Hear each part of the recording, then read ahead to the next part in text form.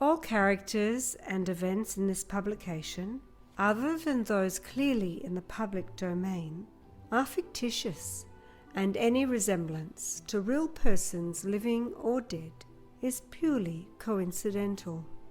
Copyright 2016 by R.L.Kooy. R.L.KooyBooks presents The Master of Names by R.L.Kooy.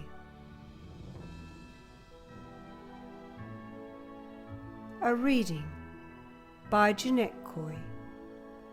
Chapter 4, Part 1. Jedediah knocked on the door 3 times. A voice from inside called, "Yes?" "It's Jedediah. I am here about the boy's wand." "Do you have it ready?" "Yes, I have it ready," said the voice behind the door. The door swung open, and inside was a man with a black moustache and short, neat hair. "Come in. My name is Otis," he said cheerfully. "I am the resident hermit and the wand maker for the school." The inside of Otis's house was nothing to boast about. The plain furnishings were quite unremarkable.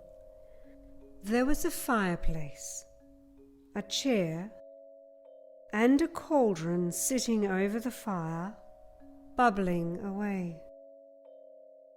Otis went over to a long line of shelves which he had organized neatly against one wall. He went to the end drawer, pulled it open, and pulled out a package. Chapter 4, Induction.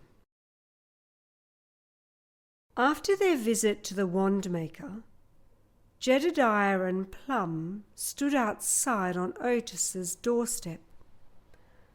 Plum fingered the package in his hand.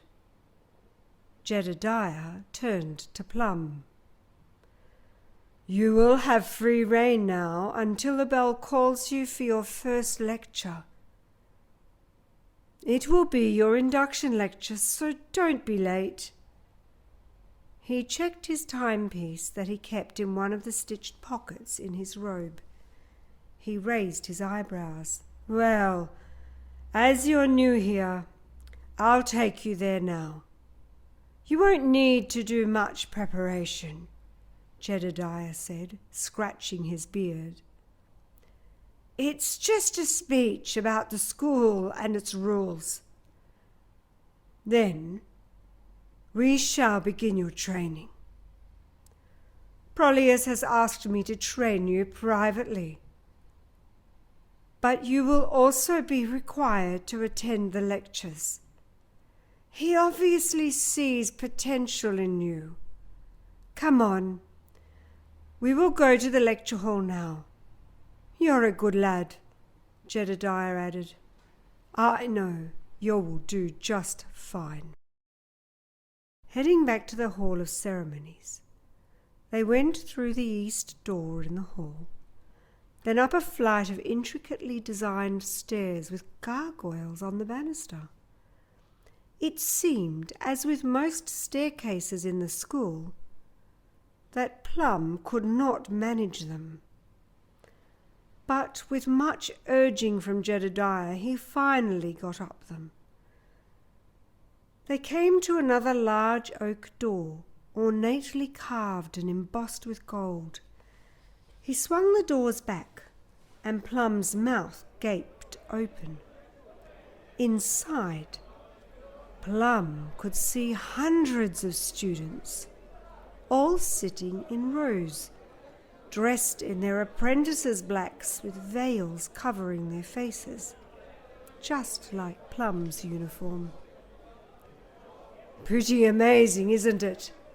Thousands of students all eager to become first-rate wizards," said Jedediah. Plum went down the steps and took his seat, which was in the row marked P. He could see the stage, a large and imposing platform stretching out in front of the expanse of students. They all quieted down when 4 wizards appeared on the stage, pointing their wands at one another and incanting a spell as they did this. They all rolled up their sleeves, pulled daggers out from their pockets, and pressed their knives into their wrists. A few drops of blood escaping from their veins and dropping to the ground. Pointing their wands at their wounds and incanting another spell, their wounds closed up simultaneously. As the wounds closed up, a large pentagram on the stage grew bright and began to emit a light.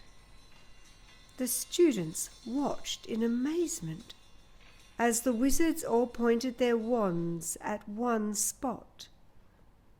Their wands began to glow bright white, and smoke began to twirl around hypnotically.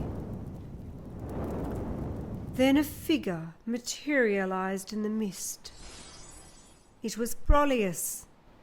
He stood there, holding his white staff in his hand. It was said that the staff had been hewn from ghost wood and had a pure white crystal adorning its top. Plum could see that it had many runes engraved on it. Prolius had acquired the staff from his predecessor when he had retired many ages ago. Even though he was looking at all of the students with his soft blue eyes, Plum felt that Prolius was only looking at him. Prolius began to speak. "Welcome, one and all.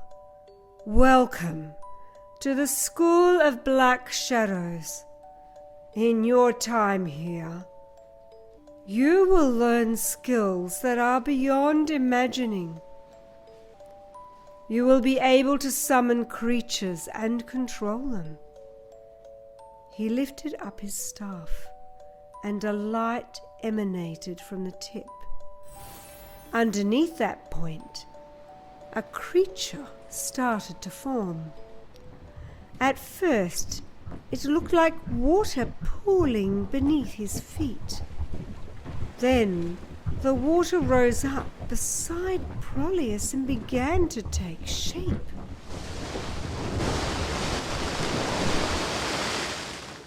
Soon stood a massive creature, roughly in the shape of a man made entirely out of water. The creature had a voice like a giant tidal wave, and it grumbled like the raging sea. Prolius quickly gestured toward a large candelabra in the center of a hall that was blazing brightly. The creature quickly reacted, dousing the candelabra's flames. Then Prolius made a sweeping motion with his hand, and the candelabra burst forth with light again. But the watery creature was gone.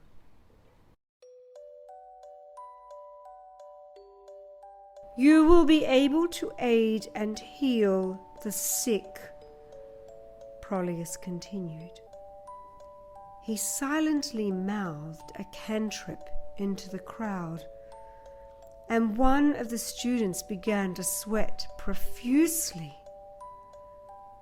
The floor around where he sat was soon covered in sweat.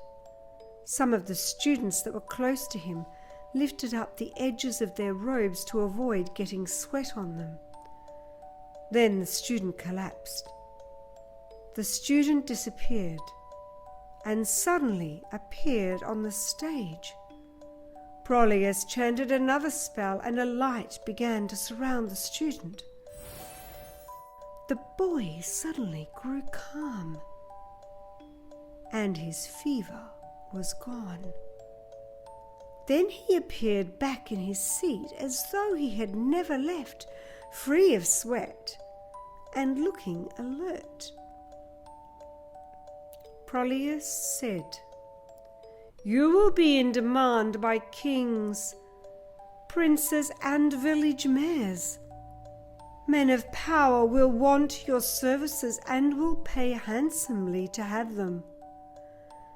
Also, if you feel called by Seinen to do other duties, the Shine military will gladly welcome your services to fight against the Dark Wizards Guild." At that point, everybody started to mutter to themselves, for they had heard the rumours that Or's servants had returned. Everybody except Plum. As the students grew quiet, Prolius began to speak again. "Now, with your growing powers, you will have to be careful not to neglect your responsibilities. You must abide by the rules of this institution, adhere and obey. Darker practices, such as necromancy and demon summoning, are absolutely forbidden within these walls. Also, the use of wild magic shards is forbidden." As Prolius continued speaking, Plum thought about the wild magic shard stuffed in his pocket and wondered if he should really use it to charge his weapons. He quickly dismissed the thought of turning it in and continued listening to the rest of Prolius's speech.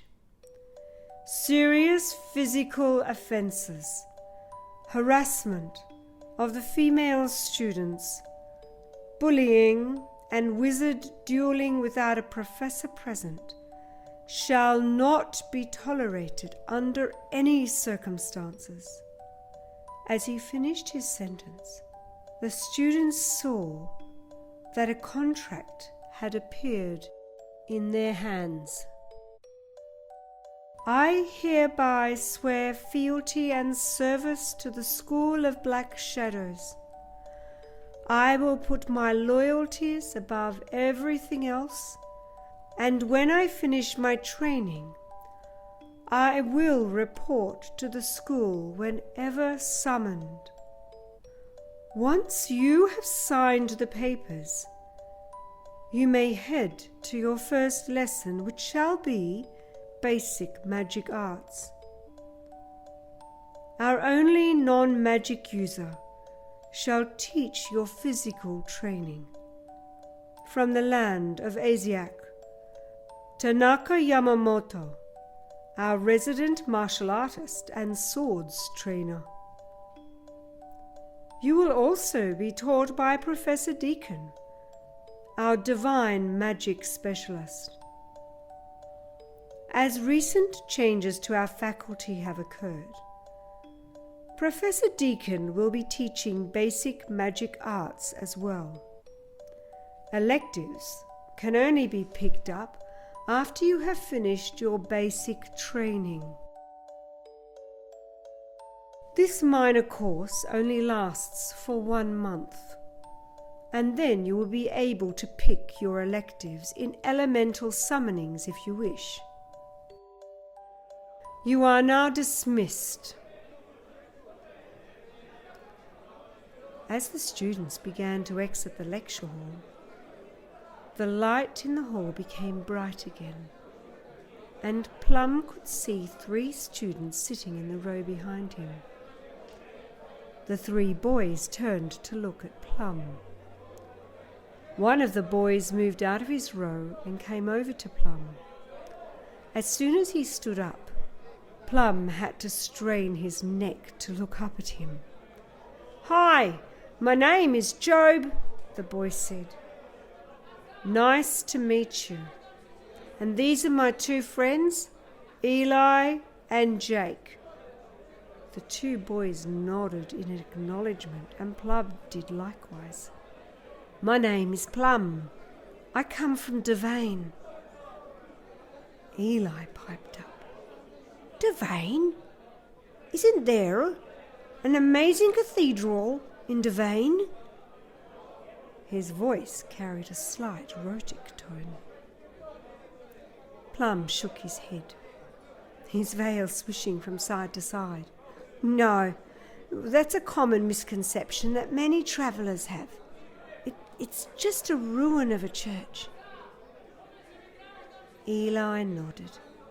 The four students got up from their seats and began walking in a group together. As they were walking out of the lecture hall, Plum said, "So where are you three from?" "Well?" "I'm from Whitestone," Job said. "Eli here is from the Kingdom of Bastion, and I think Jake is from Shine. Is that right?" Job asked. The other two boys nodded. "There are even people who have come from across the sea. Even the Emerald Isles and Asiac," Jake said with enthusiasm. Even in his apprentice's blacks, Jake was the picture of boyishness, with bright blue eyes and a high-pitched voice. He must be very young, thought Plum, noticing how Jake only came up to his shoulder. Perhaps as young as 12. The boys were now standing in the hallway outside the lecture hall. Plum asked, "How old are you, Jake?" 13. I know I'm younger than I look." Plum only smiled in response, then asked, "I thought only 16-year-olds were allowed in the school." "That is a general rule," said Job, using his fingers to make inverted commas in the air. "Sometimes magical abilities don't mature in the body straight away. Normally, 16 is the age, but it doesn't always happen like that. I don't really know how it works. You're going to have to ask one of the teachers. But that's basically why there are so many varying ages. Sometimes, as in Jake's case," he gestured over to Jake, "the magical aura might appear early. Strange things might happen. For example, the blowing up of his outhouse simply by touching it." Jake smiled sheepishly but said nothing. Eli said, "They do, however, have a rule that stops admitting students after they are 20, as they are considered by the school to be fully grown. Something to do with the magic aura lying dormant. If the magical ability is not nurtured, when it is detected, it can become dormant and can become magically infertile." Jake said, "Hey, Plum, want to go down to the kitchen and ask the cook to prepare a meal? I'm starving." "Okay," said Plum, feeling quite hungry himself. They went out of the long hallway, back to the Hall of Ceremonies, and down a stairwell. As they reached the bottom, they found themselves in the right-hand corner of a dark, poorly lit hall with only a few torches blazing around them. Job pushed Plum and the other two boys aside, then swung open a wooden door that looked like it could be from a prison. It made a loud creak as the old door swung open. Inside were 4 benches, all neatly arranged, with a chef busy at the back cooking up meals. There were a few students sitting at these benches. Plum could see 2 massive ale kegs stuffed over in a corner. Eli said, "Normally, we have our meals in the hall of ceremonies or up in our room, but for in between lectures, if you feel a bit peckish, this is a good place to come. The chef will serve you up pretty much anything you want." With that, the boys found a quiet bench at the back. Plum went up to the chef and asked him, "Can I have a leg of venison and some boiled potatoes, please?" The man grunted, and with his wand and a complicated series of incantations, the knives, pots, pans, and all manner of cooking utensils began to fly about the kitchen.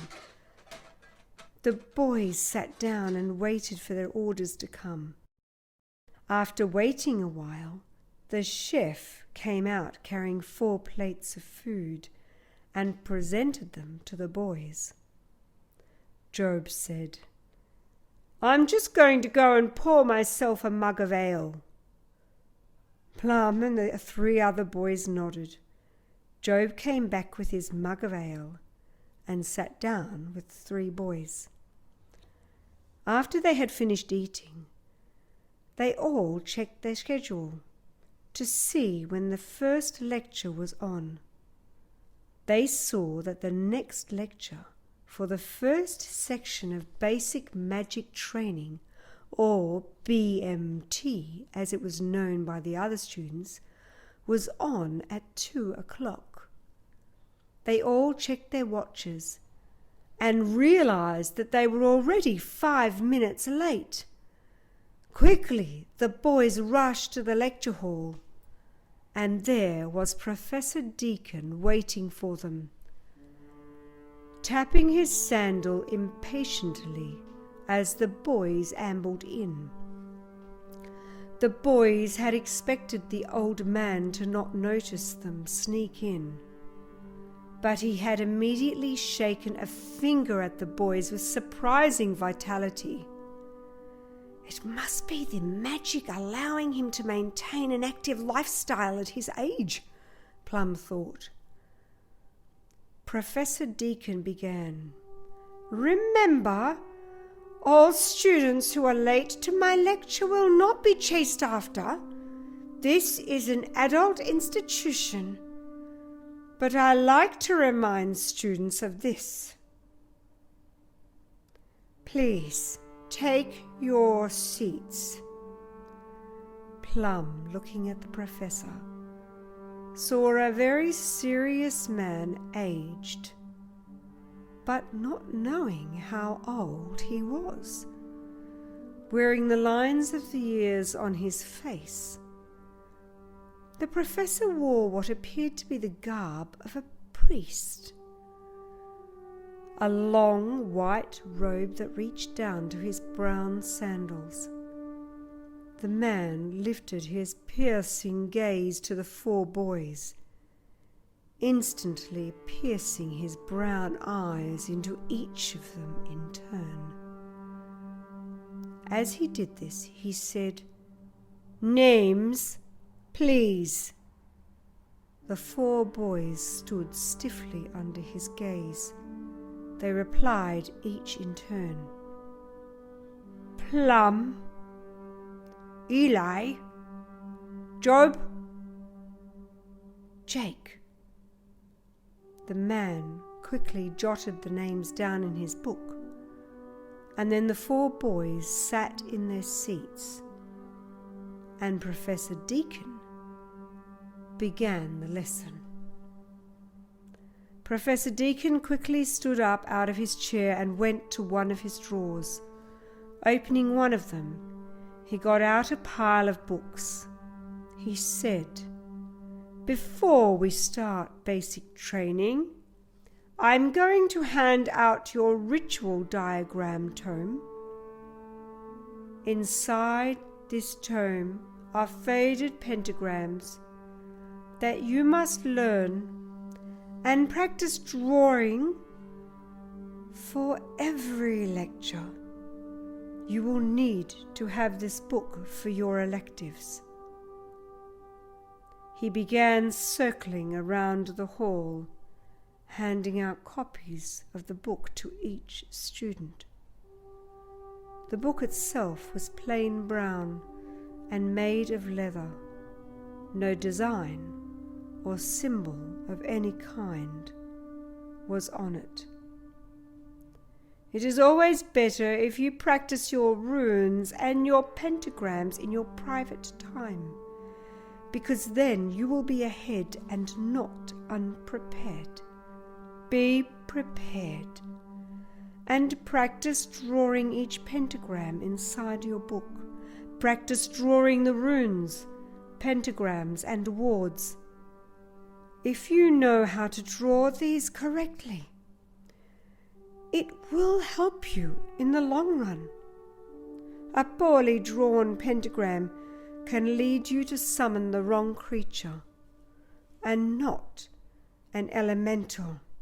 Students who have failed to draw it correctly. Professor Deacon paused a moment to give time for the first-year students to gather their reaction. Have faced serious ramifications or death. Please practice these in your own time. You can wait until the official lessons start, but I do suggest that you practice these diagrams diligently, ritually, committedly. Learn how the runes are shaped and get ahead. Now, let's get on to basic magic. He quickly retrieved another set of books and handed them to the class. Please turn to Chapter 1 of Basic Magic Training.